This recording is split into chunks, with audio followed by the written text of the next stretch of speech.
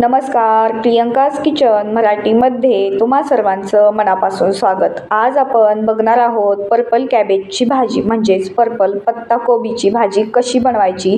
मी आजच्या ब्लॉगमध्ये तुम्हाला सांगणार आहे. तुम्ही रेसिपी कंटिन्यू करा, स्टेप बाय स्टेप सांगणार आहे. चॅनलवरती माझ्या जर नवीन असाल तर चॅनलला सबस्क्राईब करा. चला तर मग आपण रेसिपी सुरू करूया.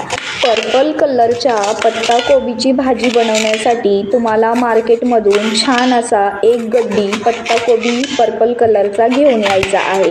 गड्डी आणल्याच्या नंतर त्याला स्वच्छ पाण्याने धुवून छान अशा मी दाखवल्या त्याप्रमाणे उभ्या कापण्या करून तुम्हाला पत्ताकोबी कट करून घ्यायचा आहे. मस्त असा पत्ताकोबी आपला कट करून तयार आहे. आता मस्त असे बटाट्याची साल काढून तुम्हाला 2 बटाटे पण कटिंग करून घ्यायचे आहेत. पत्ताकोबीची भाजी बनवण्यासाठी साहित्य मी ते चिरून घेतलेले आहेत. एक गड्डी पत्ताकोबी चिरून घेतला, खोबरं चिरून घेतलेलं आहे, कोथिंबीर, लाल तिखट, काळं तिखट, हळद, चवीनुसार मीठ, लसूण आणि एक मीडियम साईजचा टोमॅटो आणि 2 मीडियम साईजचे बटाटे कापून घेतलेले आहेत. आपल्या भाजीसाठी सर्व काही साहित्य आपले रेडी आहेत. आता मस्त गॅस चालू करायचा आणि कढईमध्ये 2 पळी तेल टाकून घ्यायचं आहे. तुम्हाला छान असं कढईमधलं तेल तापलं की त्यामध्ये तुम्हाला जिरे मोहरी टाकायची आहे. जिरे मोहरी तडतडली की लसूण नकळलेला टाकून द्यायचा आहे. छान असा लसूण टाकला की त्यामध्ये तुम्हाला 2 मीडियम साईजचे बटाटे कापून घेतले होते ते टाकून द्यायचे आणि छान असं हलवून घ्यायचं आहे. तुम्ही पत्ताकोबीची भाजी कशी बनवता आणि ही पर्पल कलरची पत्ताकोबीची भाजी तुम्ही खाल्ली की नाही हे कमेंट करून मला नक्की सांगा आणि तुमचे मतं मांडायला विसरू नका. इथे माझ्या पद्धतीने बनवलेली पत्ताकोबीची भाजी जर तुम्ही फॉलो केली ना तर खरंच खूप छान लागते भाजी. स्टेप बाय स्टेप सांगितलं आहे आत्तापर्यंत. आता मस्त बटाटा हलवून झाला की त्याच्यामध्ये तुम्हाला छान असं 1 मीडियम साईजचं टोमॅटो कापून घेतलेलं टाकायचं.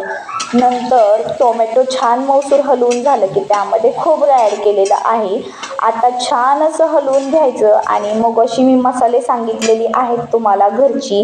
लाल तिखट, काळं तिखट, हळद आणि चवीनुसार मीठ घेतलेलं आहे ते देखील मी याच्यामध्ये टाकून घेतलेलं आहे. आता छान असं मस्त तुम्हाला हलवून घ्यायचं आहे. मस्त बटाटे मऊ झालं ना की मेन म्हणजे छान लागतं भाजीमध्ये. छान मऊसूर बटाटा होईपर्यंत हलवत राहायचं आहे. आता मस्त मऊ बटाटा पडलेला आहे आपलं आणि छान हलवून देखील झालेला आहे. त्यामध्ये उभ्या कटिंग केलेला साईजचा मी पर्पल कलरचा पत्ताकोबी ॲड केला आणि मस्त असं पत्ताकोबीला हलवून घ्यायचं आहे. छान असं पत्ताकोबीला तुम्हाला मस्त असं रंग येईपर्यंत हलवून घ्यायचं आहे. आता मस्त असा आपला रंग देखील छान आता येतोय, बघू शकता तुम्ही. आता छान असा आपला रंग आलेला आहे. आता छान मस्त असं हलवत राहायचं आहे. तुम्हाला एकजीव करून घ्यायचं आहे.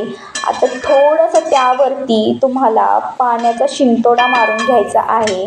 पाण्याचा शिंतोडा मारला ना मेन म्हणजे भाजी तुमची छान अशी शिजेल आणि मऊ देखील पडेल. कारण मोकळी म्हणजे सुटसुटीत जर भाजी केली ना तुम्हाला ते तोटरे बसल्यासारखे होतील. आता यामध्ये पाणी ॲड केल्यामुळे तुम्हाला तोटरा देखील बसणार नाही. आता मस्त छान असं पाणी टाकलं आहे आणि मस्त 5 ते 7 मिनिटे तुम्हाला छान असं मंद आचेवरती भाजी शिजवून घ्यायची आहे थोडीशी. आता छान अशी आपली भाजी शिजून देखील तयार आहे. आता यामध्ये तुम्हाला मस्त भाजी शिजली ना त्याच्यामध्ये तुम्हाला एक पनीर मसाला घेतलेला आहे मी 5 रुपयाचा. तुम्ही मॅगी मसाला पण ॲड करू शकता पण मॅगीमध्ये मसाल्यामध्ये जास्त मीठ असतं, शक्यतो तुम्ही पनीर मसालाच वापरा. इथे मी पनीर मसाला वापरलेला आहे जेणेकरून आपल्या भाजीमध्ये एकदम छान अशी टेस्ट उतरेल. आता पनीर टाकून झालं की त्यामध्ये तुम्हाला छान असं हलवून घ्यायचं आहे आणि तुम्हाला कूट देखील टाकून घ्यायचं आहे शेंगदाण्याचं. मी ते शेंगदाण्याचं कूट टाकलेलं आहे थोडंसं. आता म्हणजे मी जवळपास अर्धी वाटी शेंगदाण्याचं कूट टाकलेलं आहे. आता माझी एक गड्डीची भाजी होती त्यामुळे मी ते शेंगदाण्याचं कूटाचा वापर अर्धी वाटी केलेला आहे. आता शेंगदाण्याचं कूट तयार झाली आहे आपली भाजी मौसूर पडलेली आहे आणि छान देखील झालेली आहे शिजून.